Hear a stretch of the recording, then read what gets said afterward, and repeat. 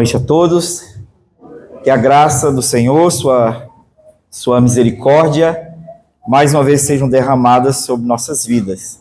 Abramos a palavra do Senhor no livro de Atos, no capítulo 1, do verso 9 ao verso 14. Nós estamos, durante esse ano, trabalhando o tema Como proceder na igreja de Deus, na casa de Deus, a igreja do Deus vivo, coluna e baluarte da verdade. E assim, olhando para a igreja dos apóstolos e vendo como o Senhor agiu e orientou aquela igreja, como ela deveria proceder perante o trabalho, a missão, a vida da igreja. Atos capítulo 1, verso 9 a 14, diz assim a palavra do Senhor. Ditas estas palavras, foi Jesus elevado às alturas à vista deles, e uma nuvem o encobriu dos seus olhos. E estando eles com os olhos fitos nos céus, enquanto Jesus subia, eis que dois varões vestidos de branco se puseram ao lado deles e lhes disseram: varões galileus, por que estáis olhando para as alturas? Este Jesus que dentre vós foi assunto ao céu, virá do modo como o viste subir. Então voltaram para Jerusalém, do monte chamado Olival, que dista daquela cidade tanto como a jornada de um sábado. Quando ali entraram, subiram para o cenáculo, onde se reuniram Pedro, João, Tiago, André, Felipe, Tomé, Bartolomeu, Mateus, Tiago, filho de Alfeu, Simão, o Zelote, e Judas, filho de Tiago. Todos estes perseveravam unânimes em oração com as mulheres, com Maria, mãe de Jesus, e com os irmãos dele. Que o Senhor Jesus nos abençoe mais uma vez com a sua palavra. Derrame sua graça sobre nós. Vamos orar? Senhor nosso Deus, obrigado pela porção da tua palavra, que agora foi lida, é separada, destinada para a nossa instrução nessa noite. Mas nós aqui reconhecemos, ó Deus, a falha do nosso coração em compreender as coisas do Senhor e a falta de disposição, muitas vezes, em obedecer prontamente. Por isso pedimos, em primeiro lugar, pela iluminação do nosso entendimento, que o Teu Espírito Santo clareie a verdade do Senhor às nossas mentes. E também, ó Deus, pedimos pela disposição para a obediência, que o Teu Espírito Santo disponha as nossas afeições para querer, para desejar obedecer ao Senhor. É a nossa oração, ó Pai, no nome santo de Jesus, o Teu Filho amado, o nosso Senhor. Amém e amém.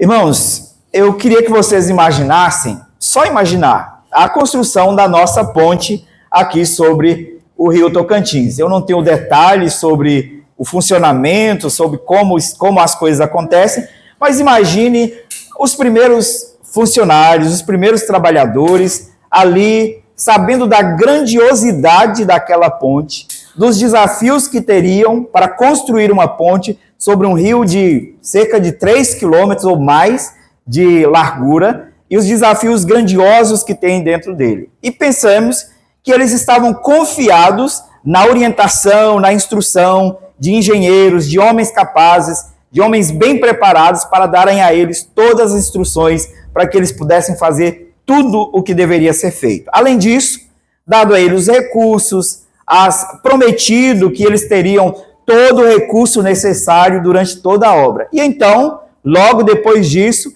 eles entram em um helicóptero que estava pousado por ali, e eles sobem, e então aqueles homens param, se assentam e ficam olhando para o céu, vendo aquele helicóptero ir embora, e esquecem e continuam esperando que ele volte para que a obra possa começar ou dar continuidade.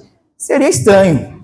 Seria estranho depois de ter dado instruções, de ter dito como iria funcionar e o que deveria fazer. Além disso, esses homens certamente deixou outros encarregados para cuidar do funcionamento da obra. Bem, é só uma história hipotética, não sei se isso aconteceu, mas serve para começarmos ilustrando o que acabamos de ler aqui a respeito da ascensão de Cristo e a obra que ele deixou para que a igreja realizasse. O tema que nós temos abordado é como proceder na igreja de Deus, como a igreja deve proceder diante da sua vocação, da sua missão no mundo. A igreja do Deus vivo não define o seu modo de agir, o seu modo de proceder por circunstâncias, pelo ambiente ou por expectativas humanas, mas pela revelação e pela orientação divina. É Deus orientando a sua igreja. Em Atos 1, então, Lucas nos conduz nesse momento decisivo em que Cristo, já ressuscitado, e tendo dado instruções à sua igreja, ao seu povo, aos apóstolos, agora sobe aos céus em glória. Os seus apóstolos estavam já bem instruídos do que deveriam fazer. E agora o Senhor é exaltado às alturas. Ele retoma a sua posição de exaltação nos céus. Nós vimos desde o início como que a pessoa do Espírito Santo é importante, é o protagonista nesse livro.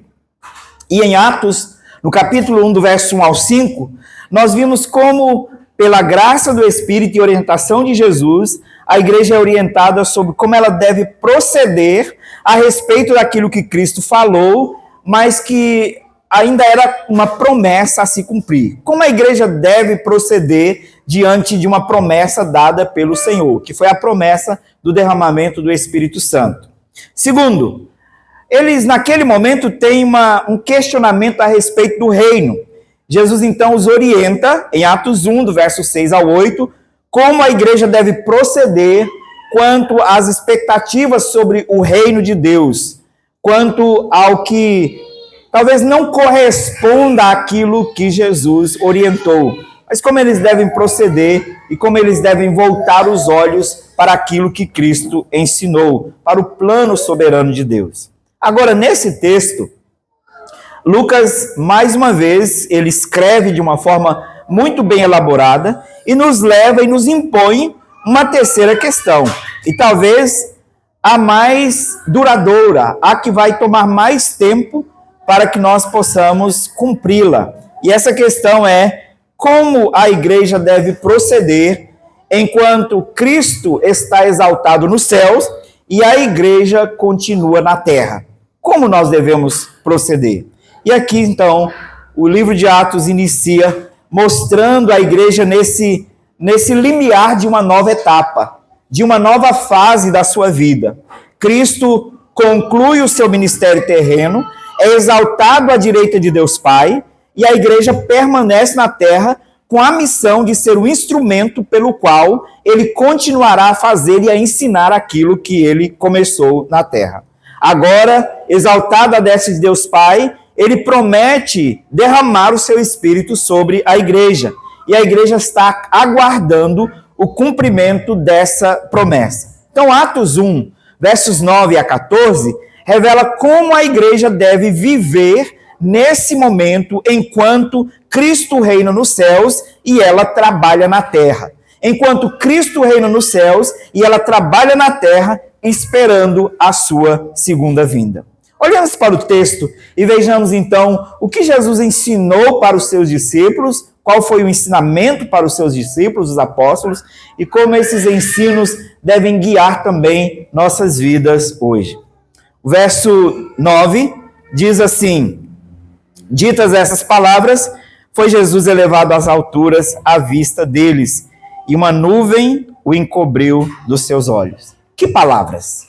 Ditas quais palavras? Aquelas referidas no sermão passado, quando os discípulos perguntaram: será este o tempo em que restaures o reino a Israel? E então Jesus disse: não vos compete saber tempos e épocas que foram reservadas ao conselho de Deus. O que compete a vocês saber agora é que vocês receberão o poder do Espírito Santo para serem testemunhas.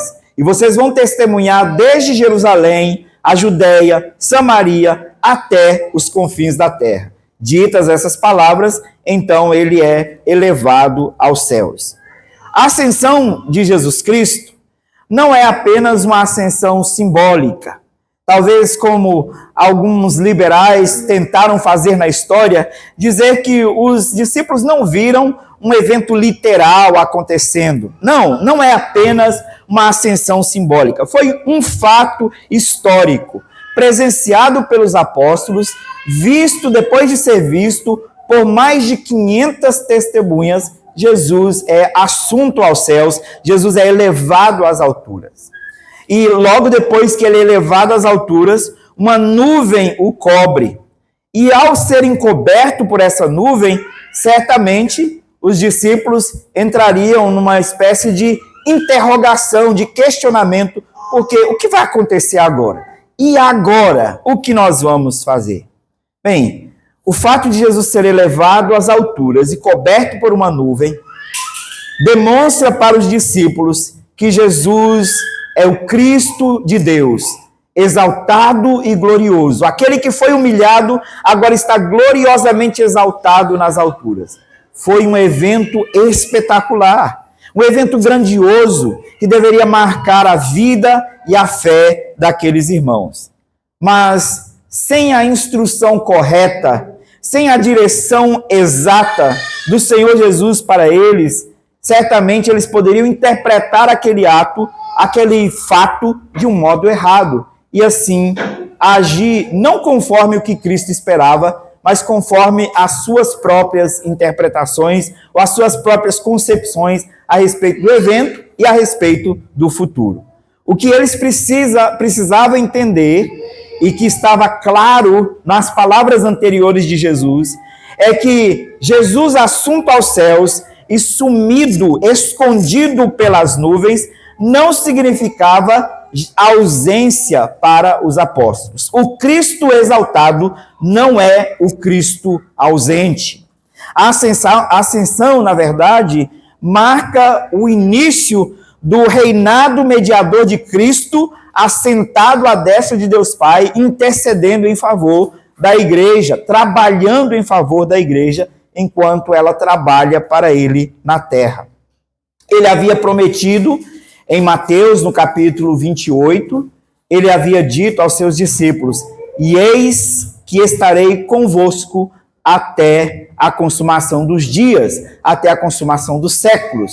Mateus 28, versículo 20. Uma promessa de que a presença dele seria contínua com o seu povo. Logo, a ascensão de Jesus, o seu ocultamento nas nuvens, o seu retorno aos céus, não é ausência, mas é, na verdade, uma nova etapa da vida da igreja perante aquele que governa a igreja.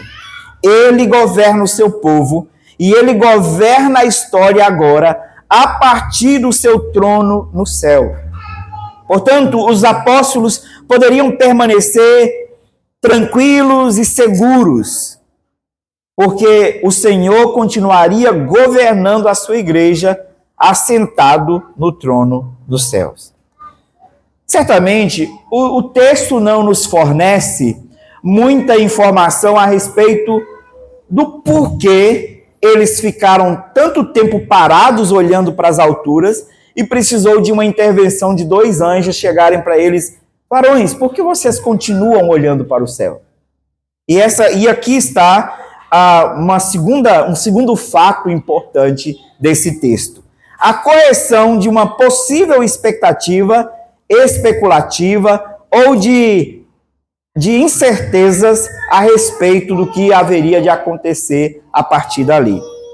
O texto diz, nos versos 10 e 11, o seguinte: e estando eles com os olhos fitos no céu, enquanto Jesus subia, eis que 2 varões vestidos de branco se puseram ao lado deles e lhes disse: varões Galileu, por que estáis olhando para as alturas? Este Jesus que dentre vós foi assunto ao céu, virá do modo como o viste subir. Aqui nós temos uma igreja com o olhar fito aos céus. E de fato, essa é a postura da igreja, deve ser a postura da igreja. A igreja caminha na terra, mas com o olhar fito nos céus. Nós somos instruídos o tempo todo pelas Escrituras a elevar nossos corações a Deus, a olhar para as coisas do alto, a buscar as coisas que são de cima e não as que são da terra. Mas há um perigo em que nós voltemos os olhos para os céus com expectativa errada ou com compreensão errada do que irá acontecer e não cumpramos o nosso dever na terra. Jesus subiu aos céus, deixando os seus discípulos instruídos que deveriam confiar nele, colocando os seus olhos nele, enquanto ele do céu intercedia pela igreja, mas ele também deixou uma missão na terra, algo que nós devemos fazer enquanto aguardamos a sua segunda vinda. Os discípulos então permaneceram ali, olhando atentamente para os céus, após a ascensão de Jesus Cristo. E a postura parece indicar a suspensão de ação e foco. E eles estão tão fitos naquele evento extraordinário, que parece que naquele momento houve um desligamento daquilo que deveriam fazer. Mas então nós temos uma intervenção corretiva da parte de Deus.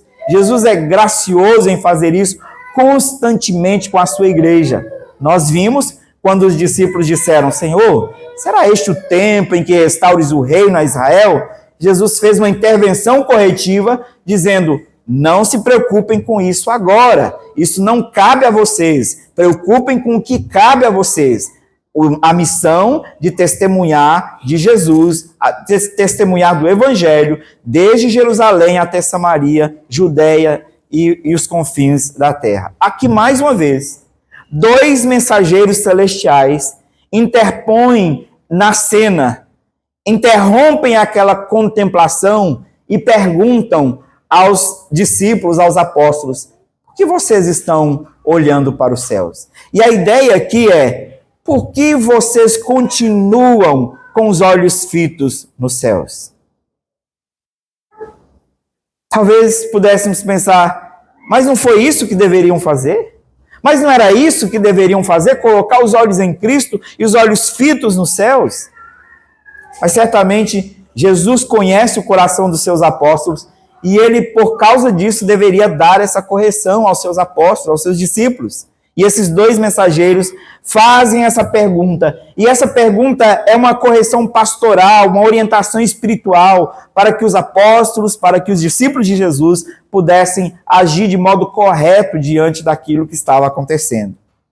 Então, eles dão a ele uma instrução e mostram que há tanto uma instrução quanto uma esperança delimitada pela revelação que é dada agora para eles nessa instrução. Os anjos não revelam tempos, como Jesus não fez com os apóstolos no início. Os anjos não dão detalhes adicionais, eles apenas dizem: por que olham para os céus? Este varão que vocês viram subir, vocês o virão descer de igual modo. Do mesmo modo glorioso que ele subiu aos céus, ele também voltará. Quando? Não foi dado detalhe. Não houve preocupação dos anjos em dar esses detalhes. A preocupação dos anjos era alimentar a esperança da igreja enquanto ela trabalhava pelo Senhor para cumprir a sua missão. Isso é um dos principais papéis da palavra de Deus e da presença do Espírito na igreja. Alimentar a fé e a esperança da igreja enquanto ela caminha trabalhando pelo Senhor e aguarda o retorno glorioso do nosso Senhor Jesus Cristo. Essa expectativa deles, que na verdade não é bem definida aqui, o que eles esperavam, o que vai acontecer? E agora? Mas essa expectativa foi transformada certamente pela correção, pela instrução daqueles 2 anjos. E essa expectativa, então, é conduzida à responsabilidade. O que nós podemos ver aqui, então, é que, em primeiro lugar, a esperança cristã na volta, no retorno do rei, não legitima qualquer tipo de passividade. Isso aconteceu. Tessalonicenses, Paulo corrige esse problema, que alguns irmãos disseram: a Cristo vai voltar, então não precisamos mais trabalhar, vamos só comer, viver para o reino, porque ele vai voltar logo. E aí Paulo tem que intervir e dizer, estão errados. Quem não trabalhar na igreja, que também não coma. Voltem a trabalhar. Cumpram suas obrigações. Façam aquilo que é o seu dever. Enquanto aguardam, vivam suas vidas comuns. Vivam as suas vidas regularmente. Então a esperança não legitima qualquer passividade da igreja. Vamos só sentar e esperar. Já que Jesus vai voltar mesmo, não precisamos juntar dinheiro, não precisamos cuidar de nada, preocupar com casa, preocupar com ter bens, recursos, nada disso. Não precisamos disso. Não, na verdade, está errado. Nós precisamos trabalhar e continuar cumprindo os nossos mandatos. E faz parte dos nossos mandatos trabalhar, cuidar da terra, desenvolver e, enquanto isso, também cumprir o grande mandamento, pregar o evangelho de Cristo Jesus para que os seus eleitos sejam chamados à salvação. Em segundo lugar, essa esperança não pode gerar em nós uma irresponsabilidade de dizer, olha, nós temos esperança, mas não sabemos quando é. Portanto, não precisamos nos preocupar tanto com a vinda de Jesus. Porque não sabemos quando será. Não devemos preocupar o tempo todo. E o próprio apóstolo Paulo, que escreve, que escreveu aos Tessalonicenses para corrigi-los, escreveu também aos Tessalonicenses dizendo que eles precisariam estar atentos e vigilantes, porque o Senhor voltaria como um ladrão à noite. Ninguém se prepara, ninguém antecipa a vinda do ladrão, mas todo mundo se prepara para evitar o roubo. Então, você não sabe quando Jesus vem, mas você precisa se organizar, se preparar para isso. O olhar para o céu deve resultar em obediência. Enquanto a igreja permanece na terra, Jesus reina dos céus, governa do céu, e nós devemos obedecer ao que ele deixou orientado aos seus apóstolos e a nós como a igreja. O que nós vimos logo em seguida? Nós vimos uma espécie de obediência silenciosa e perseverante, enquanto eles aguardavam uma nova etapa. Se você ler os versos 12 a 14, você vai perceber isso. Versos 12 a 14 diz assim: Então voltaram para Jerusalém, do monte chamado Olival, que dista daquela cidade tanto como a jornada de um sábado. Quando ali entraram, subiram para o cenáculo, onde se reuniram Pedro, João, Tiago, André, Felipe, Tomé, Bartolomeu, Mateus, Tiago, filho de Alfeu, Simão o Zelote e Judas, filho de Tiago. Todos estes perseveravam unânimes em oração, com as mulheres, com Maria, mãe de Jesus, e com os irmãos dele. Há uma obediência pronta, imediata, ainda que silenciosa, mas perseverante. Começa dizendo, então voltaram para Jerusalém. Isso aqui indica não somente que eles voltaram para o lugar de referência deles, ou voltaram para o lugar de segurança deles, mas uma obediência imediata à palavra de Cristo. O retorno a Jerusalém cumpre a ordem de Jesus para permanecerem na cidade até serem revestidos de poder do alto. É isso que está em Lucas, no capítulo 24, verso 49. E lembremos que é o mesmo autor, Lucas, que escreve o livro de Atos. Então, Lucas, capítulo 24, versículo 29, o Senhor Jesus dá a seguinte ordem aos discípulos. Mas ele... Versículo 49. Lucas 24, 49. Eis que envio sobre vós a promessa de meu Pai. Permanecei, pois, na cidade, até que do alto sejais revestidos de poder. Então, eles voltem em obediência a Jesus Cristo. Além disso, em Atos 1, o Senhor Jesus, Lucas registra que o Senhor Jesus deu essa instrução aos discípulos. Capítulo 1, verso 4. E comendo com eles, determinou-lhes que não se ausentassem de Jerusalém, mas que esperassem a promessa do Pai, a qual disse ele, de mim ouvistes. Logo, Voltar para Jerusalém é obediência. Descer o Monte das Oliveiras, voltando para o centro de Jerusalém, é obediência imediata. A igreja responde à palavra do Senhor sem questionamentos. Não há questionamentos registrados aqui, mas há uma ideia de prontidão, de obediência, após ouvirem a instrução dos anjos. E essa obediência é uma obediência que inclui alguns pontos importantes para a vida da igreja enquanto trabalhamos na missão do Senhor e aguardamos a sua volta. Em primeiro lugar, é uma obediência que implica em espera perseverante.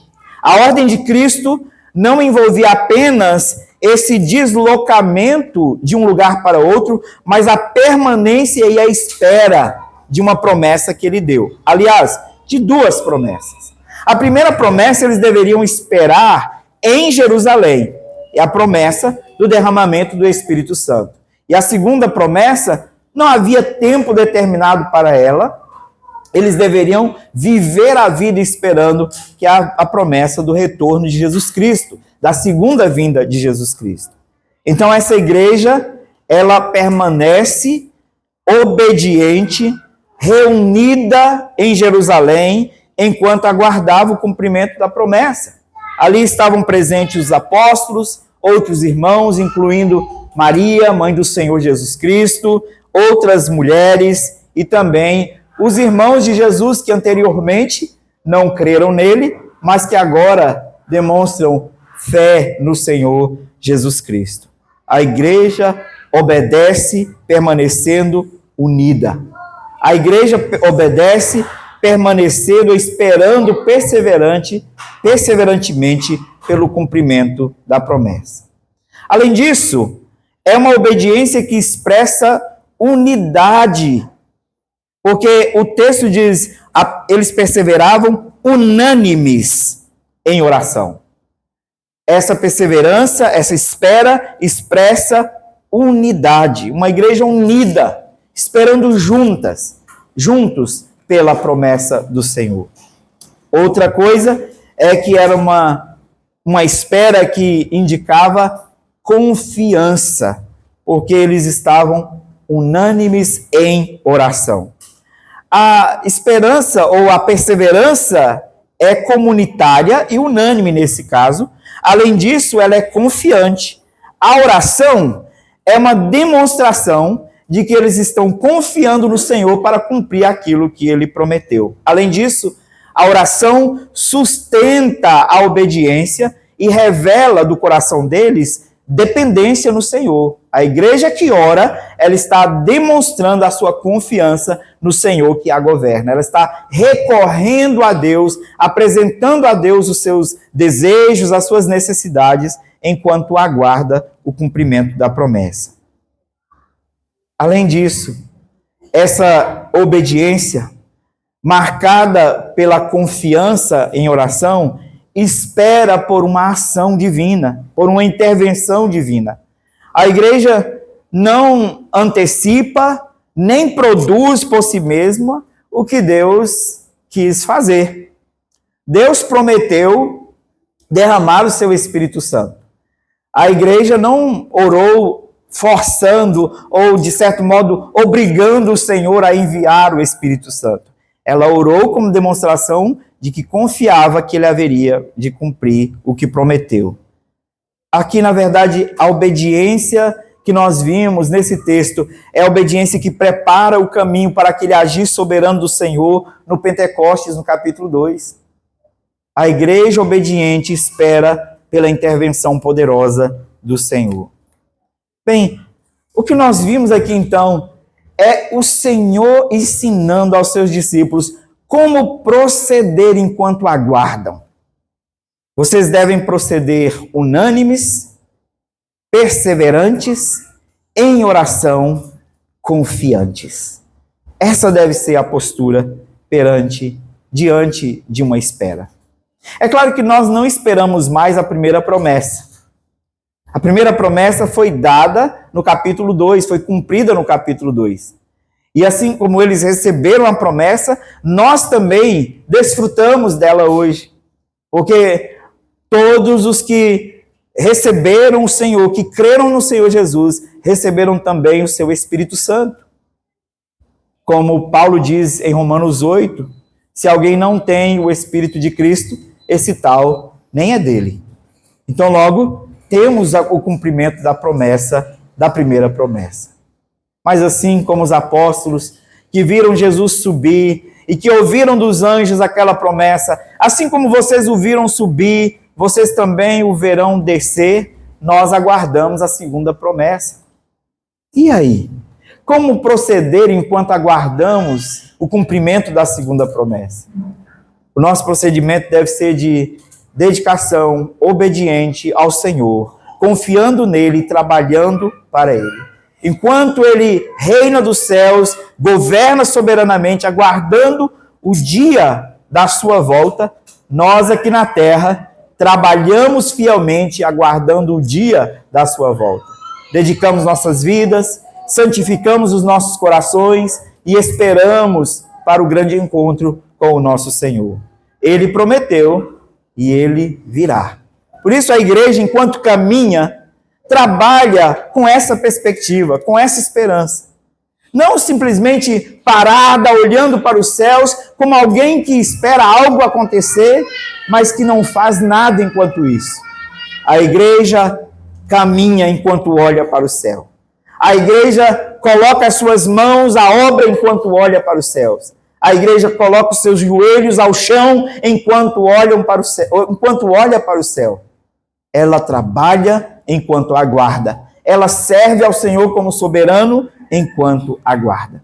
Assim, esse texto, especialmente, que nos relata a respeito da ascensão de Cristo e o seu ensino quanto como os discípulos deveriam proceder até a sua vinda, define algo muito importante para a vida da igreja e para nós, como povo de Deus. Em primeiro lugar, relembremos, Cristo não está ausente, Cristo está entronizado. E o fato de sabermos que ele está entronizado nos céus, que ele é rei soberano sobre tudo, nos faz lembrar que a igreja é governada por aquele que está sentado no trono à destra de Deus Pai. Por isso, se ele é quem governa, nós devemos aqui na terra, enquanto aguardamos o seu governo, guiar toda a nossa prática, todo o nosso procedimento e toda a nossa vida pautado na palavra dele, nas suas instruções, na sua verdade. Cristo não está ausente, ele está entronizado e presente na habitação do seu Espírito Santo em nós. Ele disse: eis que estou convosco todos os dias até a consumação dos séculos. Segunda coisa, Cristo não está distante, ele governa de dentro da igreja.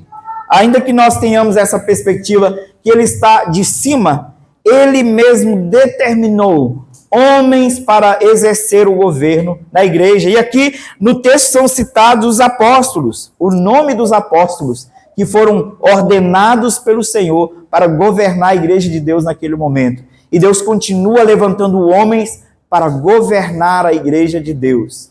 Então, quando homens sérios, guiados pelas Escrituras, quando homens fiéis governam a igreja de Deus, é uma demonstração do cuidado pastoral do Senhor, que está governando a sua igreja de modo presente, soberanamente. Ele governa através de instrumentos humanos. Terceira coisa que precisamos relembrar: Cristo não deixou a sua igreja à deriva ou à mercê de suas próprias decisões. Ele deixou ordens claras, ele deixou uma promessa segura, ele deixou um futuro garantido. E nós guiamos a nossa vida pautados nessas três coisas: ordens claras, mandamentos claros, promessas seguras e futuro garantido. Não precisamos ficar amedrontados. Não estamos abandonados, não estamos à deriva e não precisamos decidir como a igreja de Deus deve proceder, porque ele já nos orientou. E enquanto aguardamos, a igreja então não pode viver movida por especulações, como fizeram muitos. Os discípulos, enquanto olhavam para os céus, olhavam certamente já imaginando o que vem depois. E então os anjos orientaram que eles esperassem que Jesus voltaria do modo que subiu. Com o passar do tempo, muitos começaram a dizer: não, ele vai voltar hoje, vai voltar amanhã. E em Tessalonicenses, Paulo diz que alguns entre os irmãos tessalônicos estavam dizendo: por que vocês continuam a esperar? Ele já veio. Mentindo para o povo de Deus. Outros, no decorrer da história, nós vimos que marcaram datas da volta de Jesus e foram envergonhados porque Jesus não voltou. E caracterizaram-se como falsos mestres, falsos profetas e como originadores de falsas doutrinas e de seitas, de falsas religiões. Nós não vivemos guiados por especulações. Eu não sei o dia, não sei a hora, nós não sabemos quando Jesus voltará, não sabemos se será nessa geração ou na próxima, ou se ainda virão mais 1000 anos aí de história antes que ele volte. Nós só sabemos que ele voltará. E isso nos basta. Isso nos é suficiente. Porque toda a nossa vida é pautada nessa esperança, nessa fé, de que nós fomos salvos por um Senhor soberano que voltará para nos levar e viver eternamente com Ele. Se morrermos antes dessa volta, não tem problema. E não viveremos sob especulação. O que é que aconteceu com o irmão fulano ou tal irmão? Não especulamos a respeito disso, porque já nos foi dada instrução clara. Os seus corpos ressuscitarão e eles reinarão em glória com o Senhor. Logo, nós temos instrução segura quanto ao futuro. Não precisamos de especulação. Enquanto aguarda, a igreja também não se entrega à passividade, até aparentemente piedosa. Não, nós estamos parados aqui esperando a volta do Senhor. Vamos nos isolar num acampamento, num retiro espiritual e nos preparar para a vinda do Senhor. Isolar deste mundo perdido. Não, não é isso que nós somos chamados para fazer. Nós somos chamados para vivermos vidas piedosas, vivendo a vida comum no dia a dia. Sendo servos do Senhor no mundo onde ainda há eleitos para serem salvos. E sendo servos do Senhor no nosso trabalho, no nosso lar, na rua, na escola, na universidade, nós estamos aguardando a vinda do Senhor e anunciando o seu reino, proclamando o seu reino. Não, essa incerteza quanto o dia da vinda do Senhor não pode nos entregar uma passividade religiosa de só esperar, mas de trabalhar e trabalhar para que quando ele vier, ele nos encontre trabalhando, ele nos encontre fiéis. Além disso, a igreja não aguarda atuando num ativismo autônomo, decidindo o que ela vai fazer. Ela decide, ela trabalha de acordo com as instruções divinas, com a palavra de Deus. Não é isso ou aquilo que devemos fazer, ou quais ideias nós devemos explorar para realizarmos enquanto Jesus volta. Não precisamos disso. O que é a instrução clara sobre como a igreja de Deus deve proceder em relação à sua missão. Vamos continuar assim mesmo? A igreja do Senhor, ela vive sob o senhorio presente de Cristo. Ela é sustentada por essa esperança viva do senhorio presente de Cristo. E por isso,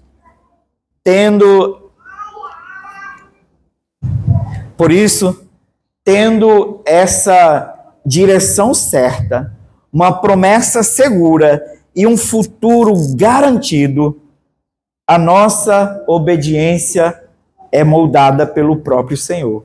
Nós não precisamos ficar perguntando como nós podemos obedecer. Como? O que nós devemos fazer para obedecer? Nós já sabemos o que fazer. Nós temos direção, nós temos instrução. Então, A postura da igreja enquanto Cristo reina nos céus deve ser, em primeiro lugar, reunir-se em unidade na terra, perseverar em oração juntos, submeter-se à palavra de Deus e trabalhar até que ele venha. Talvez se aqueles funcionários da ponte, aqueles operários da ponte, ficassem lá olhando, será que aqueles senhores vão voltar de novo naquele helicóptero para nos dizer o que fazer? Talvez a ponte não teria sido começada até hoje. Mas não, de imediato, aqueles homens sabiam o que deveriam fazer, colocaram as mãos à obra e começaram a construir a ponte.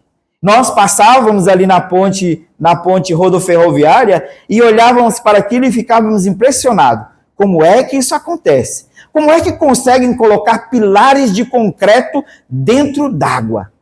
E a gente impressionado com aquilo e de repente a gente começa a ver pilares surgindo de dentro d'água. E agora nós temos uma ponte, uma obra quase completa. Porque seguiram as instruções, obedeceram e executaram aquilo que deveriam fazer. Vai haver o dia da inauguração da ponte. Terá um dia para a grande inauguração da ponte. E certamente será uma grande festa. E talvez alguns operários nem serão lembrados que tem a mão deles ali na construção daquela ponte. Mas certamente eles passarão por ali com seus filhos, com sua família, e se orgulharão dizendo, eu participei nessa obra, eu estive aqui, eu construí essa ponte. Quanto à obra de Jesus, é muito mais do que isso. Muito mais do que isso. Não é somente um evento de inauguração, mas aquele grande evento do último dia, quando ele rasgará o céu em glória, descerá e nos levará para reinar com ele. E nós não seremos esquecidos naquele dia. Não seremos alguém que deixou de ser lembrado, mas cada um de nós será chamado. Cada um de nós será colocado na presença dele e seremos glorificados. E então celebraremos com ele para sempre. Não será só uma festa de inauguração. Será para sempre, uma vida para sempre, na presença daquele que nos deu uma obra para fazer. Assim, nós lembramos da palavra do apóstolo Paulo na sua primeira carta aos Coríntios, no capítulo 15, no versículo 58. Continuemos, sabendo que no Senhor o vosso trabalho não é vão. O vosso trabalho no Senhor não é vão. Por isso trabalhemos enquanto aguardamos o Senhor, enquanto esperamos, trabalhemos para edificar a sua igreja, para glorificar o seu santo nome na terra. Amém. Amém. Vamos orar?